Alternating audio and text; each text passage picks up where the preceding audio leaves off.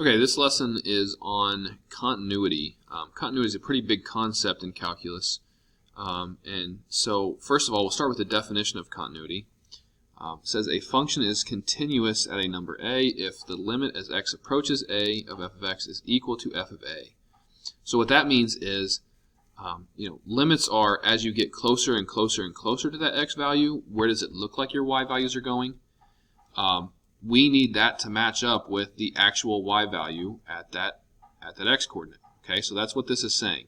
The trend, what we're approaching, has to also be that y value.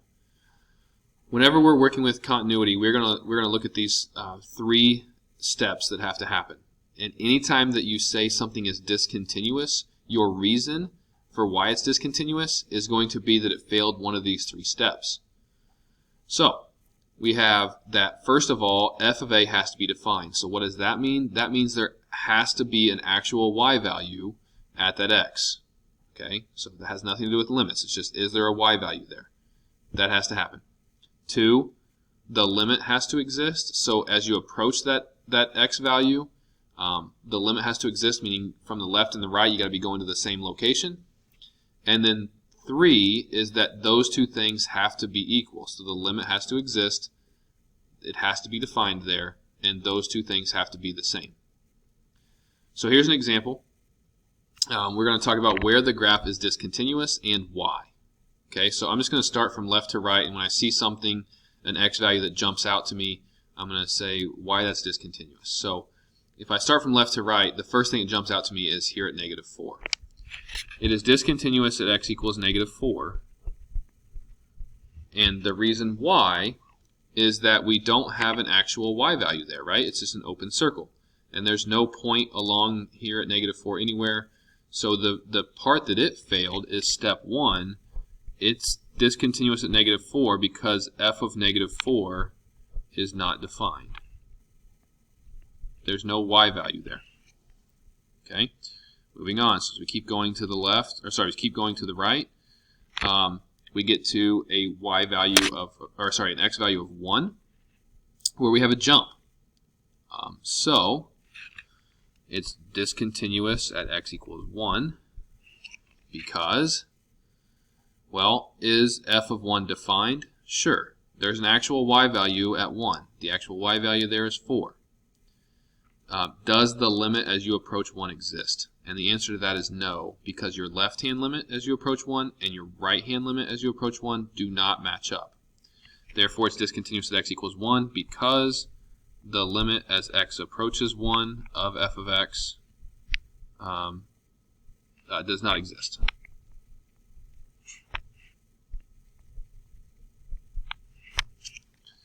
Okay, so keep going.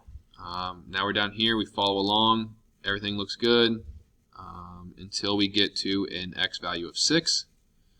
At 6, we've got an open circle in the graph. We've got a point down here. It's discontinuous at x equals 6. Why? Well, is f of 6 defined? Do we have an actual y value at 6? Yes. The y value there is 2. That's where this point is. Does the limit as x approach 6 exist? Yes, it does, because as I get closer and closer to 6, my y values are getting closer and closer from both sides to 5, right? They're getting closer and closer to 5. So yes, the limit exists as well. Step 3, does the limit as we approach 6 equal f of 6? And that is where we fail here. The limit as x approaches 6 of f of x does not equal f of 6. Right? The limit is 5, but f of 6 is 2. So you're going to go through these steps every single time when dealing with continuity, and you want to check, is there a y value? Does the limit exist? Are those things equal? So here we have where the following function is discontinuous. The best thing to do here would be to graph these things so that you can see what's going on. This first one is f of x equals x squared minus x minus 2 over x minus 2. I think you should probably be able to tell me right away that it's going to be discontinuous at x equals 2 because we have a denominator of 0 there.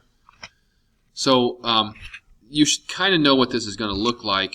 If we factor the top, it's x minus 2 times x plus 1. And then your x minus 2's can cancel. And so that's saying that this is the same as x plus 1 with the exception of what's going on at positive 2. And so I went ahead and graphed this. This is x squared minus x minus 2 over x minus 2. This is a line. It's the same as the line x plus 1, okay? Y-intercept of 1, slope of 1, except for at 2, there would be an open circle in the graph. So it's discontinuous only at x equals 2. Discontinuous at x equals 2. If you had the question why, the answer to that would be that it's undefined at 2. There's an open circle there.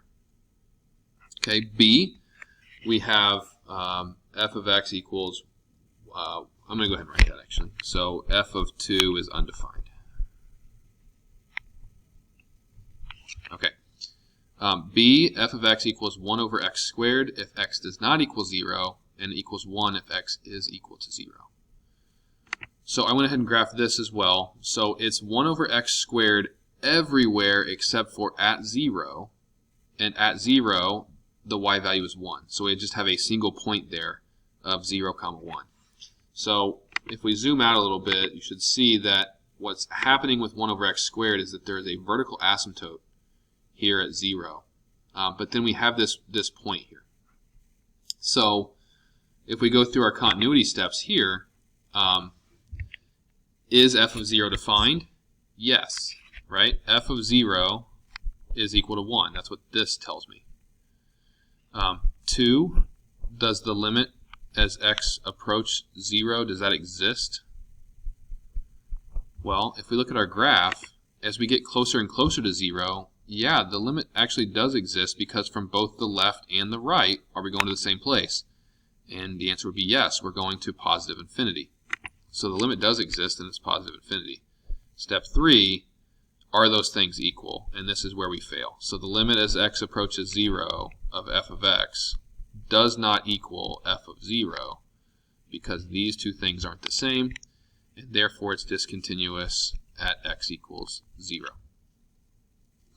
C, we're looking at the same graph as what we had in A, except we're making it a piecewise graph now, which says that we have a point, if x is 2, we have a point at 2, 1. So I'm going to put that point in here. And this just says that, yeah, we have an open circle in our graph there, but then we have an actual y value of 1 when x is 2. Does this pass continuity? No, it does not. Is f of 2 defined? Yes, it's 1. Does the limit exist? Yes. The limit as you approach 2 is equal to 3. As I get really close to that, it looks like the y value should be 3 there. Are those things the same? No, they are not. So this, again, is discontinuous at x equals 2. And y, the y is that the limit as x approaches 2 of f of x does not equal f of 2. Okay, moving on, we have different types of discontinuity, which I've kind of addressed here without doing so. There are 3 types. There's removable, which just means that it's continuous at every place except for one single point where there's an open circle and then the point is somewhere else. That's removable. Infinite means that there's an asymptote, so we're approaching infinity or negative infinity. We have an asymptote. And then a jump, which just means that we're following along on a graph, and then we jump to another location and continue on with the graph. Okay, so those are our 3 types of discontinuity. Here are some other definitions that you will use, and I'll address those using these examples up here. You can not be continuous, but you can be continuous from the right or the left. And that just means instead of that third step of does the limit as x approach a equal f of a, if I, instead of saying the limit in general, if I make that a right-handed limit or a left-handed limit, then we would have continuity from the right or from the left. So, for example, let's say that this is an x-coordinate of 2 here.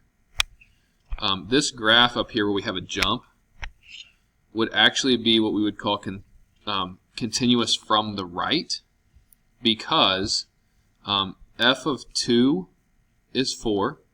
The limit as we approach from the right is 4. And so since my right-hand limit and the y value match up, this graph here is continuous from the right. Okay, so if your right-hand limit equals f of that number, you're continuous from the right. Conversely, if the left-hand limit is equal to the y value, you are continuous from the left. And then continuous over an interval just means that you are continuous at every number on that interval. Not necessarily the function being continuous altogether, but over that specific interval it could be continuous if it's continuous at every point in that interval. Some more theorems to consider. A polynomial is continuous everywhere because the domain of a polynomial is always all real numbers. There are no jumps, there are no holes, there are no asymptotes. Polynomial always continuous everywhere. Any rational function is continuous where it is defined. So think about the domain of that. Going up here to this x squared minus x minus 2 over x minus 2. This is a rational function. It is not defined at 2. It's continuous everywhere but 2. That's what that's saying. So it's continuous everywhere where it's defined, which means think about where it's not defined or what we exclude from the domain. That's the only place where it will be discontinuous. And then all these other types of functions are continuous over their domains. So I just have a couple of examples. These are both trig functions. You should know that the domain for sine is all real numbers, right? It keeps on going on and on forever. So sine is continuous everywhere, right? It's continuous over its domain, and its domain is all real numbers. So the sine graph is continuous everywhere. However, tangent is not because we have these asymptotes.